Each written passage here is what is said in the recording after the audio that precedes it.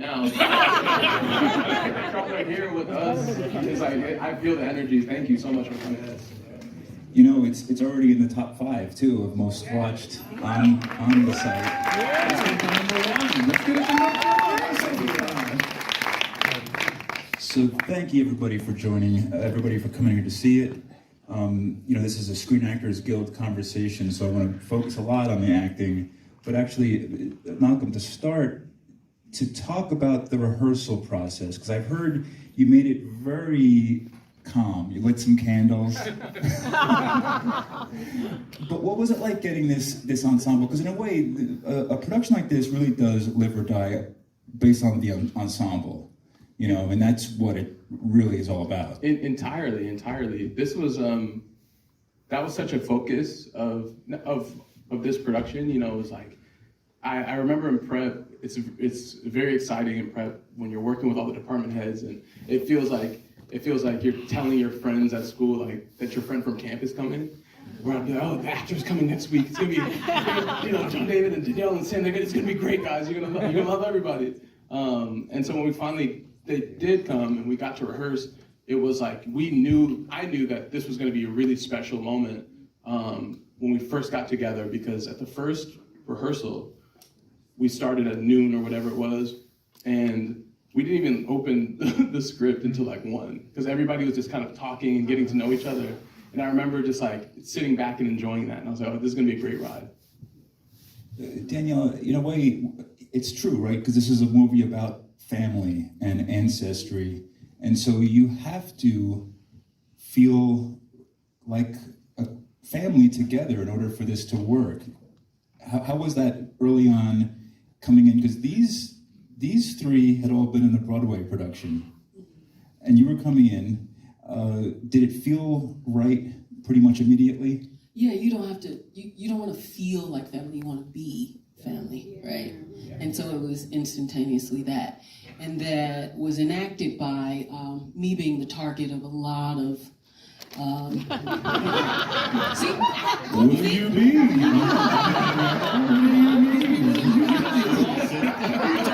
See, I haven't even finished. I haven't even said my noun, my verb. And there you go, right? It was instantly this. It was instantly this. Yeah. John David, tell us about the... I think you know somebody, you know what I mean? Tell us about the transition, because, you know, on stage, I'm sure there's lots of anxiety about memorizing all the lines, making sure that all your marks are just right. But on... Don't. Sounds like a question for Malcolm, actually. I'm sorry, go ahead. John David runs for marks. He sees a mark on the ground, he's like, I know where I'm not standing there. But I think I've heard you say that this, in a way, was more liberating an experience, because it could be much more intimate and, of course, reach many more people. Indeed. I mean, knowing that it was going to be in people's homes and people can experience it in the movie theater, you know, I had different I feel like we had different responsibilities. You know, I totally wanted to embrace a behavior, and, you know, some of the monologues that might not be said in the film, I could still use them in my behavior, in the way I listen, in my activity. Some of my intentions and the character interiority can stay the same, can be consistent with what we developed during the play. But be aware of what's happening, what's changing in the room, in the moment. Even with Berta, which what we did on stage, something else was happening, especially when we were done singing and we just had that quiet moment in the play. We got to kind of keep it going. But in this, we got to really sit in that trauma and together, this trauma bonding in a way, in silence, and that speaks volumes. To me, that's an extension of what August Wilson's writing as well. You know, Ray, the subtlety of your work here, you know, in close-up especially, how for you was that maybe even more challenging versus the being on a stage where you're playing to the back row? Here, the camera lens is sometimes just a foot from your face. Definitely a different muscle. I think the beautiful thing was just how Malcolm and Mike, our DP, were able to get into those spaces that there'd be sometimes I didn't even realize the camera was actually on me, right? Like there'd be some shots where they'd be moving around and, they would just land. And, my job was to just listen intently as I could. And I've got masterful storytellers who I'm working with. And so, just to be in the moment and to be present. And for my part, it just felt so natural, right? To just be affected by everything that's going on, both as the character, but also as the actor, because, you got Sam Jackson telling you this talking about this piano, and, we had done the play together, and, I have never once in the hundreds of times I've heard him do that monologue have ever lost my sense of awe when it comes to the listening and the telling of that story. It just helps that I've got masterful people around me doing what they do so well that I can just be in the moment and listen and breathe. Mr. Potts. Yes, sir.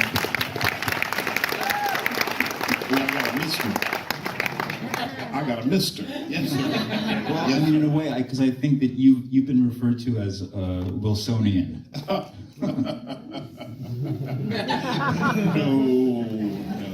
Thank you kindly, but no.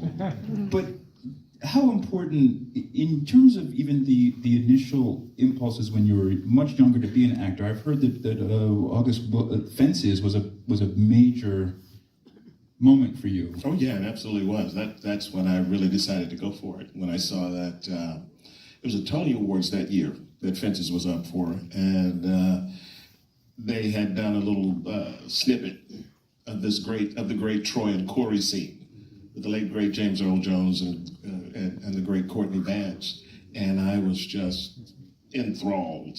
I mean, it just grabbed me. The language felt so authentic. And it was the first time in watching anything that I felt my experience as a black male ever was being represented. And that was the draw, that was the pull. And I ended up, being around a lot of August Wilson when I went to school. So. Yeah. Shares Just the light flex.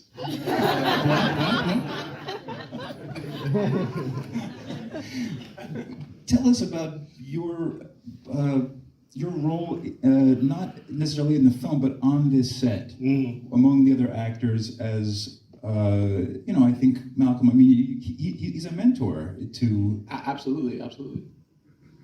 Is it a heavy weight? Maybe. No, it wasn't a heavy weight at all. They keep saying that I was a mentor. I just saw myself as another member of the family who cared and loved all of these people very, very deeply and cared about the story that we were telling. It felt like it was a family. This was our heirloom that we were all fighting over, and the things that haunted all of us emotionally and spiritually, how we were all sort of haunted. And I think maybe my job, and certainly the job of Whining Boy, was to interject a little levity every now and then, the laugh to keep from crying because of the weight. There was so much weight on this family. There was so much weight, even in the production design that you saw in the movie, that even when I first walked on the set, it just felt so weighty and so dark and claustrophobic that you knew that there was some heavy presence here. So no, I didn't feel like a mentor. I just felt like I just needed to do my job. Well, that mentorship could come through behavior and how you were acting and how you performed. I mean, you said something about Sam. I felt the same way when you come in and these niggas round here, right? When you go into that, I love that. And seeing it on stage every night, I was just like, this dude he's one of the greats. That, and then your monologue about the piano. Is it me or is it the piano player? Seeing how you talk about that. I mean, that could be going for laughs and stuff, but there's something very deep and rooted in pain that we can all relate to, and it translates both on stage and on film. So that's mentorship, man.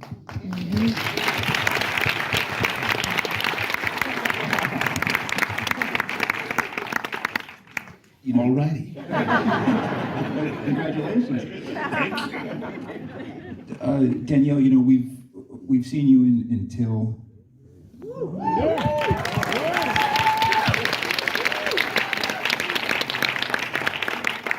and also The Harder We Fall, and in Station 11. I mean, I'm not an actor. I don't know how any of you do this, but especially in terms of your work in this film, the power of stillness. I've heard sometimes it said about actors, the hardest thing is doing nothing or seeming to, but the kind of center of stillness and quiet that you express through your eyes.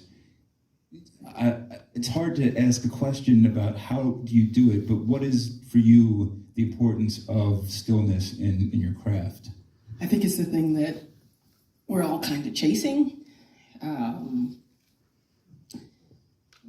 There's so much movement. It's almost like constantly thinking about being in the eye of a storm, right? This thing is happening to these people. This thing is happening to this family. This thing is happening to these individuals.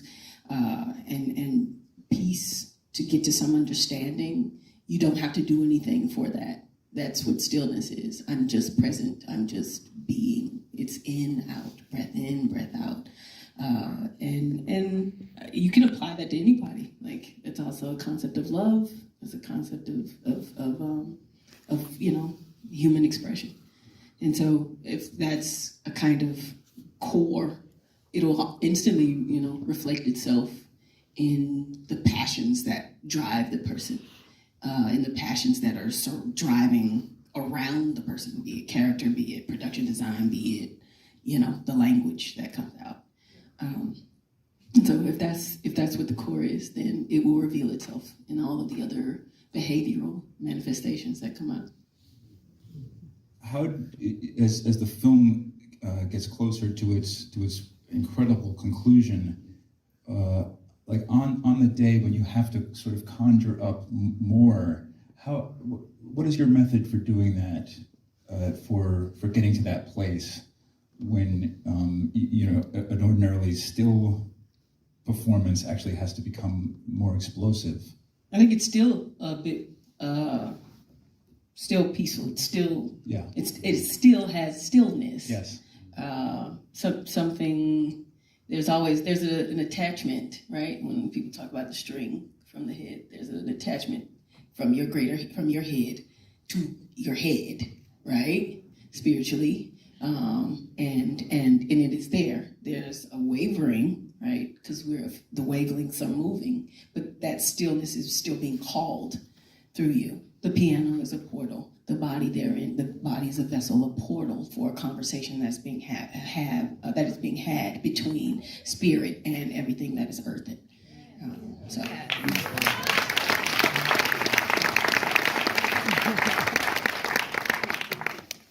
John David, I'm curious to ask about your relationship with Sam Jackson, because he, in 1987, I think, played Boy Willie, and I know that he's been careful about not, or he at least says in the press that he doesn't think it's fair to give you all kinds of advice about how to do the role, because that's sacred.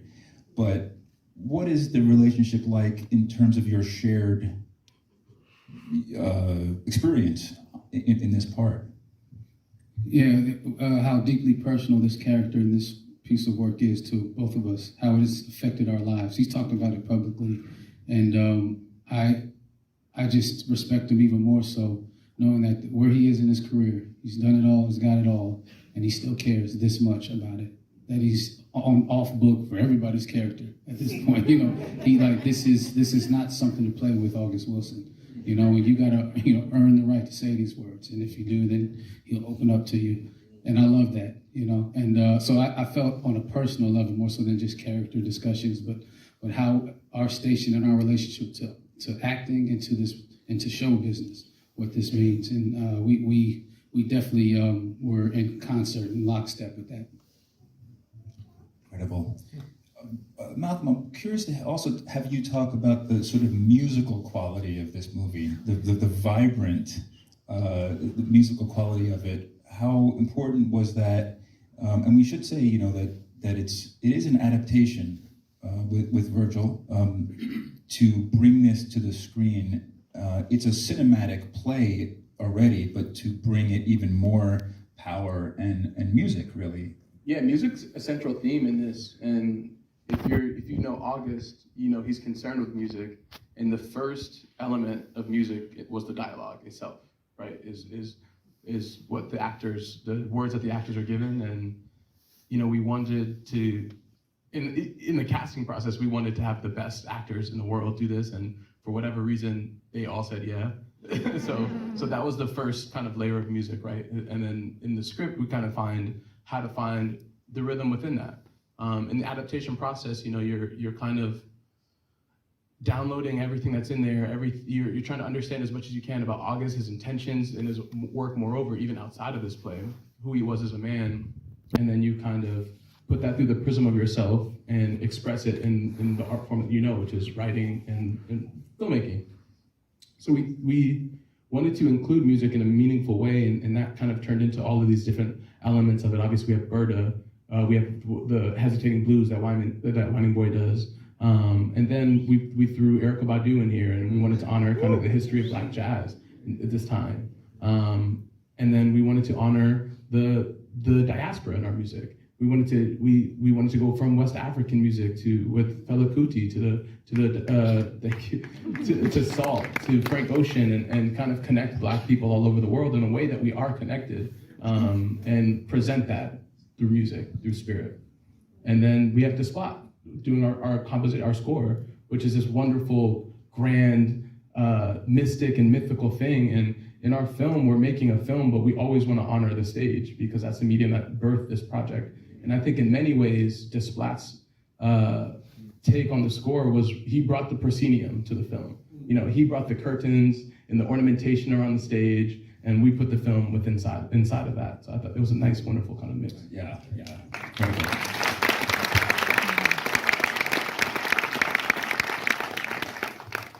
Ray, can you share what it was like in Atlanta,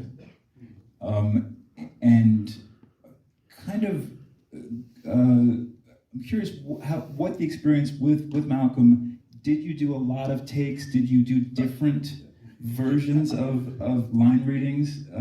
Did you get to experiment? You know, of course, the text is August Wilson's, but did you have freedom? I mean, a lot of takes. That'd be a question for you. It's a relative thing. I'm sure I had quite a few that were not as good as what you saw up there.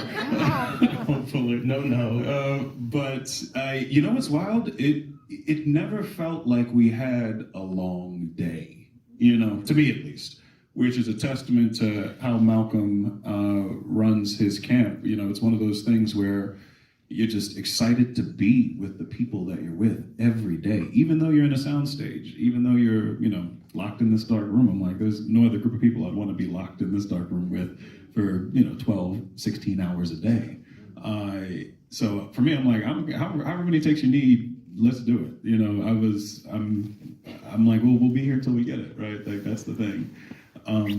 Like I said, when you're doing it with people that you care about and you're working on something that is as impactful as what this work is, it literally is the definition of a labor of love. And I'm just glad I got to experience it with all these folks. Can I say something to that really quickly? This is a challenging film to make because the scenes that we're doing are like 16-page scenes. They're very long scenes. Even what you see here is a truncated version of a lot of the stuff that we were doing. And the way that we decided to cover it was in this really fluid, kind of organic way. So they all had a huge burden every day where they're throwing themselves off the stairs every day. And they're these huge...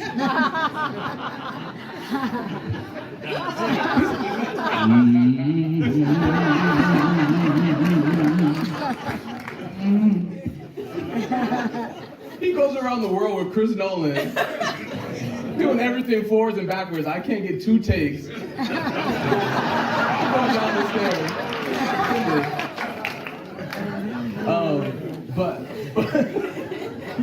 But it's a challenge, right? It's a challenge because you're doing we didn't do this in little spurts where it's like just your coverage and just your coverage and just your coverage. Everything is you're on all day. Every take we did, you're on.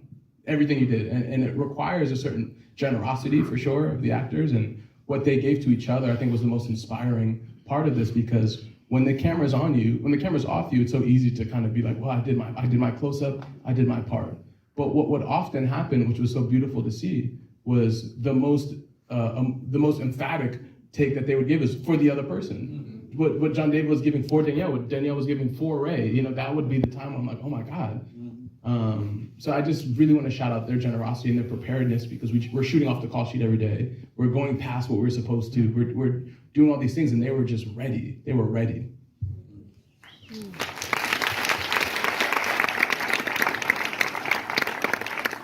It's also the dialogue is very rich, but there's moments where it's wordless. The whole first 10 minutes of the movie is almost no dialogue. So there's power in that too, that you obviously. Yeah, and I want to shout them out. There's a lot of actors that are a part of this movie that made this movie really rich that aren't here right now, that weren't on the soundstage. They didn't get the monologue, but they had to come in and deliver an entirely fleshed out character. Stephan James is one of them. Mm-hmm. He had very, very few lines, and they had such big emotional moments that they had to conjure almost entirely out of nothing, and there was like a week long where we're just doing the Stephan James movie, and him coming prepared and also meeting them at their level without a lot of the things that they had. I'm so impressed with them. I gotta shout them out. Yeah. Again, the power of the ensemble, right? Across the board. As we wrap up, Michael, I'm curious to ask about the new lens on this material, and sort of what it might mean, even for you personally, who have known the power of this text for so long. This is the third in the 10-play cycle, the third to be made into a feature film, and we already know it's going to be seen by millions of people because of where it's. Yeah. So. Yeah, that's the impact of it. We hope we're making that kind of impact, that people are discovering this voice of August Wilson that I think we in the theater always knew was a powerful and important voice in American literature. But people outside, because of the theater, it's limited. A certain amount of people, is expensive. So not as many people get to experience August Wilson, and now because of this film, because of Netflix, it's other people I think around the world are going to be able to get to see this, and they're going to be able to relate to this very accessible family drama, and a new lens on the Black American experience. That that we're more than just what you might get in a 30-minute sitcom or an hour something on broadcast. We're far more dynamic and complex human being. When August Wilson captures our humanity in such an authentic way, such a dynamic way. It's a gift, and I hope the world receives it as the gift that it is. Thank you. Danielle, just wanted to ask as we finish about the piano as a vessel for storytelling in the film. And when we all leave here and we're going to talk about the movie and amongst ourselves and our families, it's actually happy almost Thanksgiving, everyone, because it is a good film and we're to talk about that way. Can you just reflect on the power of storytelling across generations that is so important to the success of this story? Yes, I'd love to. We get a lot of questions about heirlooms, and do we have an heirloom, right? JD shares he has a necklace from his uncle. I talk about a pair of earrings I have from my grandmother. But more importantly, these objects, because that's what they are objects, they hold story, right? And so when you think about who's right, who's wrong, Team Berniece, Team Boy Willie, that's eradicated when at root You want to know the information behind the object, the information behind how this came to be, and how it connects you to the individual who it came from, to the individuals who have had it before you received the thing. And so it doesn't matter whether it's Team Berniece or Team Boy Willie, it's Team Family, right? It's about the family. It's about the legacy, the stories, the myth making, you know, around the object. Because at the end of the day, materials dwindle, materials rot, materials will go back to the earth. But the story always holds the legacy. And so the griot in any family, and hopefully it's all of you in a family, can move from individual to individual, can move from individual parent to child. And so at the end of the day, we're thinking about Maritha. We're thinking about all of our Marithas. What are we leaving for our children? Do they know our story? Yes. And that's a big